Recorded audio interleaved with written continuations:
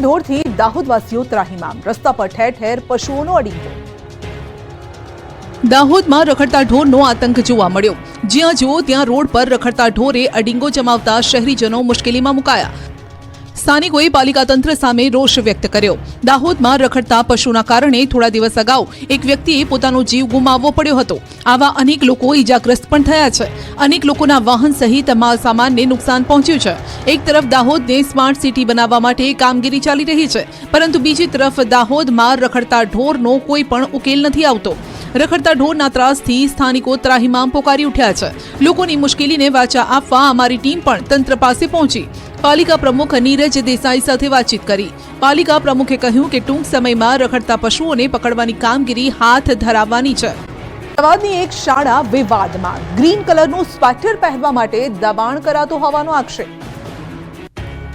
રાજ્ય શિક્ષણ વિભાગની અવારનવાર સૂચનાઓ છતાંય શહેરની કેટલીય શાળાઓ હજુ સુધરવાનું નામ નથી લઈ રહી। અમદાવાદ શહેરના ગોતા વિસ્તારમાં વસંતનગર ટાઉનશીપમાં આવેલી પ્રેમ સ્કૂલમાં વિદ્યાર્થીઓને ફરજિયાતપણે ગ્રીન કલરનું સ્વેટર પહેરવા માટે દબાણ કરાયું છે તેવો વાલીઓનો આરોપ છે।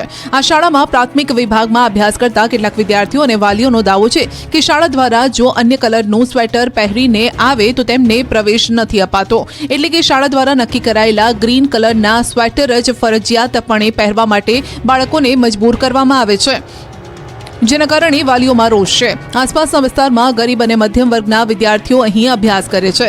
શાળા દ્વારા જે ફરજિયાતપણું કરવામાં આવે છે એ વ્યાજબી ન હોવાનું વાલીઓ કહી રહ્યા છે, કારણ કે શાળાની ફીની સાથે શાળા દ્વારા જે સ્વેટર કહે છે તે પરવડે તેમ નથી। બીજી તરફ આ મામલે શાળા સંચાલકોનું કહેવું છે કે કોઈ પણ પ્રકારનું દબાણ એ ફરજિયાતપણું નથી, પરંતુ ગ્રીન કલરનું સ્વેટર પહેરીને આવવું જોઈએ। જો કે દબાણ નથી કરવામાં આવ્યું તેવું કહીને શાળાએ બચાવ કર્યો।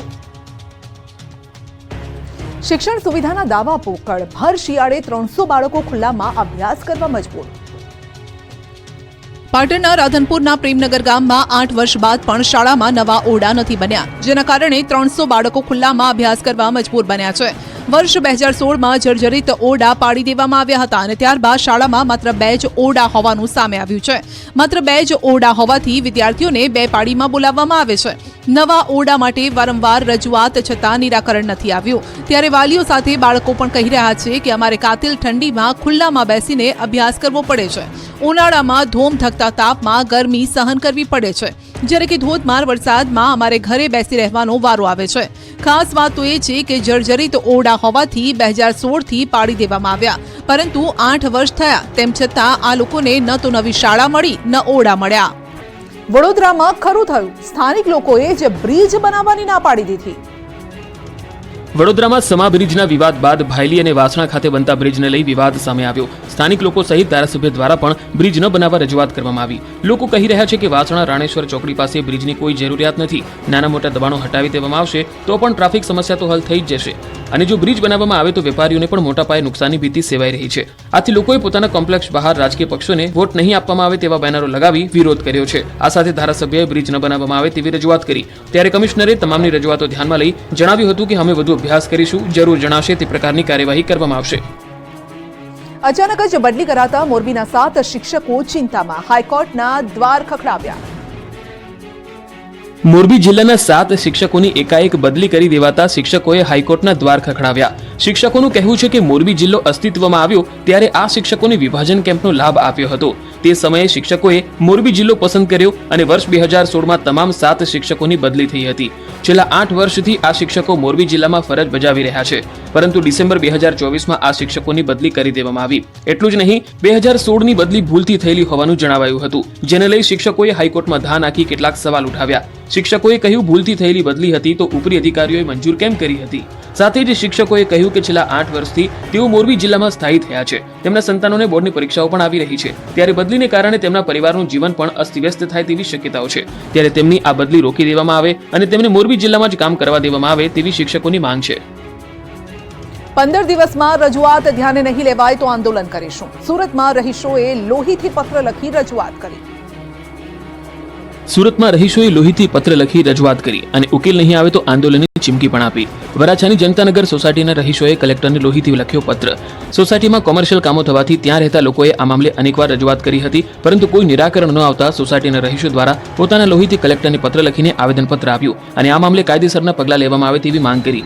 વાત એવી છે કે જનતાનગર સોસાયટીમાં 755 ફ્લેટ આવેલા છે. સોસાયટીના કેટલાક ફ્લેટ્સ કોમર્શિયલ કરી દેવાયા છે અને કોમર્શિયલ કામ પણ કરી દેવાયું છે, જેથી લોકોને મુશ્કેલી પડી રહી છે.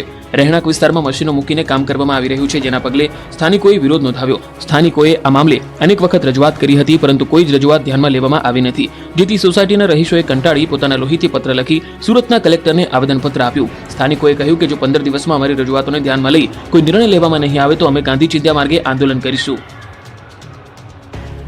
ભર શિયાળે આંબા પર આવી કેસર કેરી. તાલાલામાં આંબા પર ઝૂમી રહ્યો છે કેરીનો જથ્થો. સામાન્ય રીતે કેસર કેરી ઉનાળામાં પાકતી હોય છે અને ડિસેમ્બર-જાન્યુઆરી મહિનામાં કેસર કેરીના બગીચાઓમાં ફ્લાવરિંગ આવતું હોય છે, પરંતુ ગીર સોમનાથના કેટલાક વિસ્તારોમાં ઉલટી ગંગા જોવા મળી. કેસર કેરીનો ગઢ ગણાતા તાલાળા ગીરના એક મેંગો ફાર્મમાં ભર શિયાળે કેસર કેરીનું આગમન થયું છે અને 2-4 કેરી નહીં, પરંતુ 4 મણ એટલે કે 80 કિલો જેટલી કેસર કેરી આ બગીચામાં ઝૂલી રહી છે. જો કે સામાન્ય રીતે કેરી માટે ચોમાસામાં ફ્લાવરિંગ થયું હતું, જે ચોમાસા દરમિયાન ખરી પડતું હોય છે, પરંતુ એવું ન થતા આ ફ્લાવરિંગ રહી જતા આખરે ભર શિયાળે જગવિખ્યાત કેસર કેરી ઝાડ પર લટકતી જોવા મળી રહી છે. આંબા પર ઝૂલી રહેલી કેરીના આ દ્રશ્યો તાલાલાના ખેડૂત ઉદયભાઈની આંબાવાડીના છે. તેઓ કેસર કેરીનો 30 વીઘાનો બગીચો ધરાવે છે, જેના બગીચાઓમાં ચોમાસા દરમિયાન અનેક આંબા પર કેસર કેરીનું ફ્લાવરિંગ થયું અને હવે તેમાં મોટી કેરી પણ આવી છે. ખેડૂતનું કહેવું છે કે બિનમોસમ કેરી આંબા પર આવી છે અને અમે 4-5 બોક્સ કેરી લણી પણ લીધી છે. અધિકારીઓની બેદરકારીથી આરોગ્ય કેન્દ્રને લાગ્યા તાળા. ગણદેવીમાં લોકો હેરાન પરેશાન.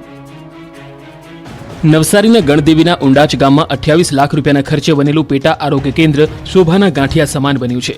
આ આરોગ્ય મંદિર 7 મહિના અગાઉ નવું બનાવવામાં આવ્યું છે, પરંતુ અધિકારીઓની બેદરકારીથી ગામનું પ્રાથમિક આરોગ્ય કેન્દ્ર બંધ છે અને તેની બહાર ખંભાથી તાળા લટકી રહ્યા છે. સ્થાનિકોએ કહ્યું છે કે અધિકારીઓની મિલીભગતને કારણે કોન્ટ્રાક્ટર આરોગ્ય કેન્દ્રની નબળી ગુણવત્તાનું અને અધૂરું કામ મૂકીને જતો રહ્યો છે.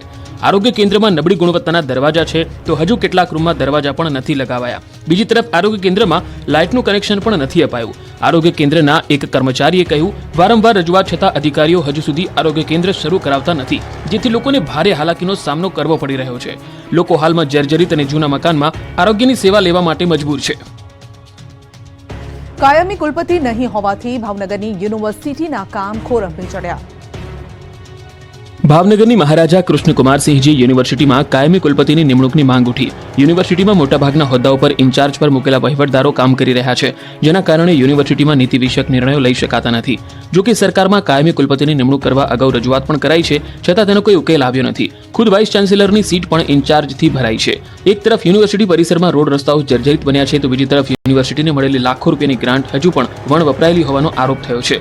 ગુજરાત પબ્લિક એક્ટ લાગુ થયાને 1 વર્ષ થયું, પરંતુ હજુ પણ યુનિવર્સિટીના તમામ વિષયો માટેના બોર્ડની રચના પૂરી કરી શકાઈ નથી.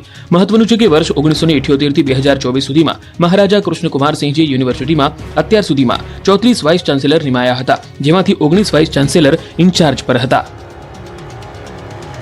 ડ્રાયફ્રૂટનો ગોળ સાંભળીને નવાઈ લાગશે, પરંતુ ગીર સોમનાથના એક ખેડૂત યુવકનું આ નવું નજરાણું. તાલાલાના બોરવાવ ગામના ખેડૂત યુવકે બનાવેલા ડ્રાયફ્રૂટ ગોળનો સ્વાદ લોકોને દાઢે વળગ્યો છે. ખાસ કરી શિયાળામાં ગોળની માંગ ખૂબ રહે છે. ડ્રાયફ્રૂટ ગોળ બનાવનાર સંજય શિંગાડાનું કહેવું છે કે અમારા ડ્રાયફ્રૂટ ગોળમાં કાજુ બદામની સાથે સાથે દેશી ઘી અને આયુર્વેદિક ઓસડિયા નાખવામાં આવે છે. આ ગોળનો સ્વાદ થોડો અડદિયા જેવો આવે છે. અહીં ફક્ત ડ્રાયફ્રૂટ ગોળની સાથે સામાન્ય ગોળ તો બનાવવામાં આવે જ છે. સામાન્ય ગોળનો ભાવ 50 થી 55 રૂપિયા પ્રતિ કિલો છે, જ્યારે ડ્રાયફ્રૂટ ગોળનો ભાવ 120 રૂપિયા પ્રતિ કિલો છે. જ્યારે બજારમાં આ ગોળની કિંમત 150 થી વધુની છે. આ ગોળ ફ્રીજની બહાર 3 મહિના સારો રહે છે. આમ તો ગોળ વધારે મહિના સારો રહી શકે છે, પરંતુ ડ્રાયફ્રૂટ ખોરું થવાની શક્યતા રહે છે. હાલ આ ગોળનો સ્વાદ આસપાસના વિસ્તારના લોકોને દાઢે વળગ્યો છે. શિયાળામાં આ ગોળની ખૂબ માંગ વધારે રહે છે. ઓલિમ્પિક 2036ની તૈયારીના ભાગરૂપે નડિયાદમાં પ્રજ્ઞાચક્ષુઓ માટે યોજાશે ચેમ્પિયનશિપ. નડિયાદમાં પ્રજ્ઞાચક્ષુ ખેલાડીઓ માટે રમતગમતની સૌથી મોટી ચેમ્પિયનશિપ યોજાશે. 14થી 16 ડિસેમ્બર દરમિયાન 23મી national athletics championship for the blind યોજાશે. અત્યાર સુધી આ ચેમ્પિયનશિપ દિલ્હીમાં યોજાતી હતી.